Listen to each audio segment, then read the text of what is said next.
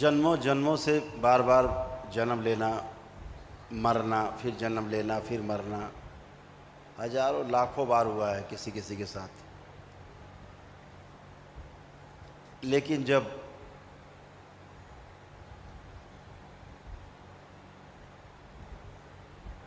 तक पूर्ण गुरु नहीं मिलता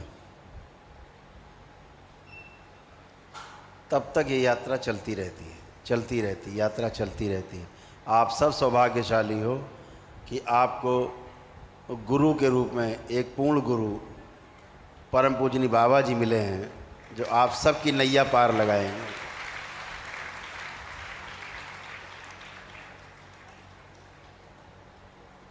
आप सभी को बहुत बहुत शुभकामनाएं इस बात की भी कि आपने अपने पितरों को मुक्ति दिलाई और एक भगीरथ का कार्य आपने किया, जो हजारों साल पहले भगीरथ ने किया। वो कार्य आपने भगीरथ बन कर के अपने अपने परिवार के लिए किया और अपने पितरों को मुक्ति दिलाई और उनको सही रास्ते पे ले गए। उनकी मुक्ति से आपको भी तमाम समस्याओं से मुक्ति मिली। हमेशा ध्यान रखो, इस शरीर के असली मालिक तो पितृ हैं, जिनके खून से हम बने पले बढ़े।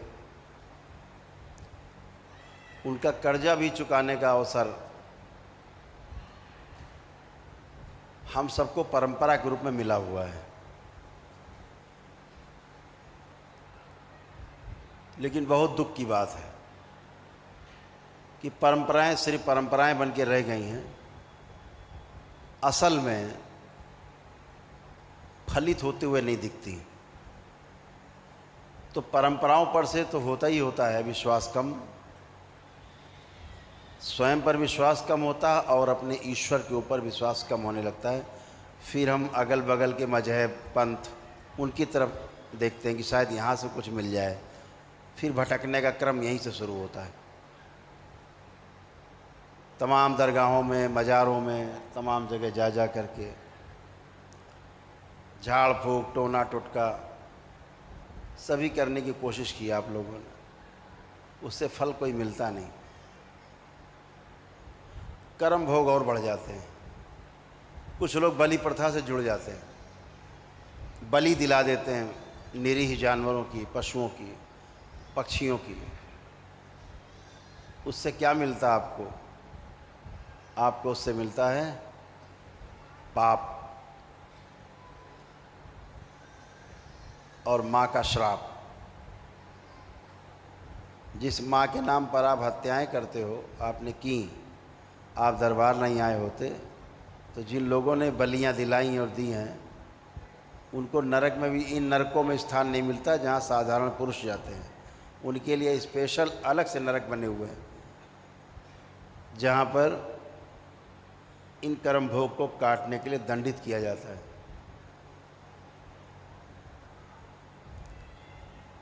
धर्म के नाम पर हिंसा, यज्ञ के नाम पर हिंसा,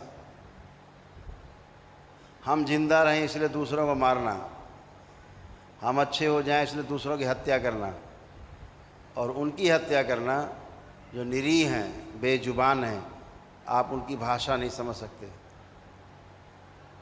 वो आपकी भाषा नहीं समझ सकते, लेकिन आपके द्वारा किए जा रहे कुकर्मों को वो जान जाते हैं कि आज हमारी बलि चढ़ने वाली। इसलिए बलि चढ़ने वाला पशु शांत हो जाता है, बलि के पहले समझ लेता है कि आज हत्या है, जान जाता है। उस बेजुबान जानवर को इतनी शक्ति दे रखी ईश्वर ने, अपनी मृत्यु के पहले जान जाता है। अपने यमराज को देख करके, जो मनुष्य रूप में यमराज खड़ा है, वो जान जाता है कि आज हमारी मृत्यु तय है।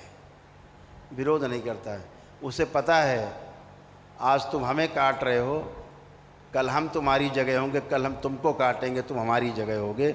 इसलिए स्वीकार कर लेता है न्याय को, और आप उसे काटते हो और अगले जन्म में स्वयं कटने के लिए अपने को तैयार कर लेते हो। इससे बचने का कोई उपाय नहीं, ध्यान रखो, कोई उपाय नहीं। तो इस प्रकार की चीज़ों से आप लोग बच के आए हैं, दूसरों को भी इसकी प्रेरणा दीजिए कि बचें, इधर नहीं जाएं, इधर नहीं देखें, बहुत गंदा है।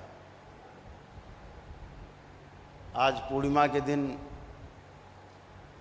जब आज दीक्षा लेने जा रहे हैं बाबा से, तो ये चर्चा होना आवश्यक है, क्योंकि तंत्र में इस तरह के ढकोसले बहुत हुए हैं,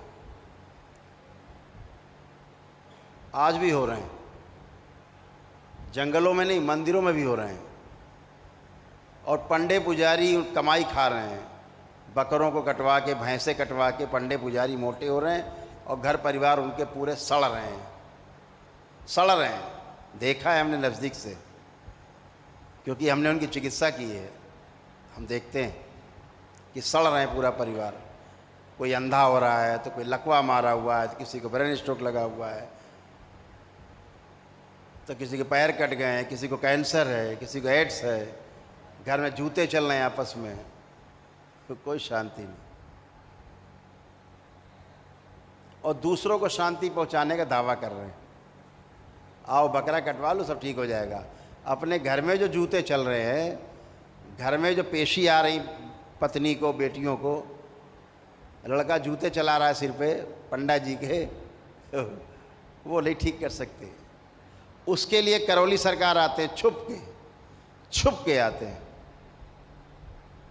वीडियो हैं सबके, डाले नहीं हमने कि माँ के दरबार का अपमान होगा, कि वहाँ के पंडे पुजारियों के जब ये हाल है, तो इसका मतलब माँ का कोई अस्तित्व नहीं है, माँ का अपमान होगा अगर उनके वीडियो डाल दें।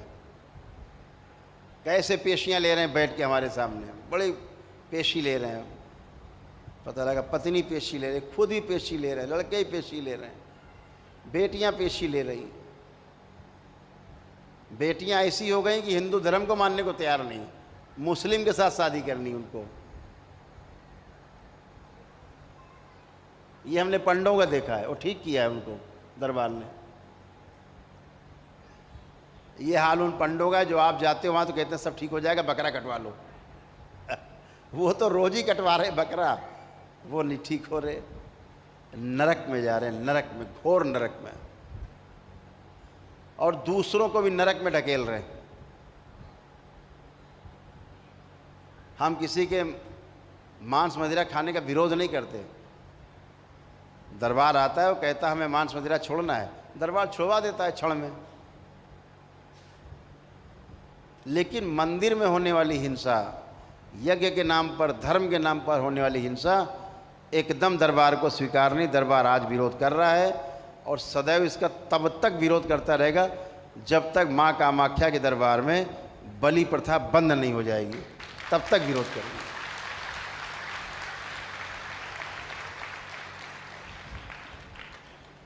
और हमने संकल्प लिया, दरबार ने संकल्प लिया है कि मंदिर के परिसर में माँ के तब तक प्रवेश नहीं करेंगे जब तक बलि प्रथा वहाँ बंद नहीं हो जाएगी।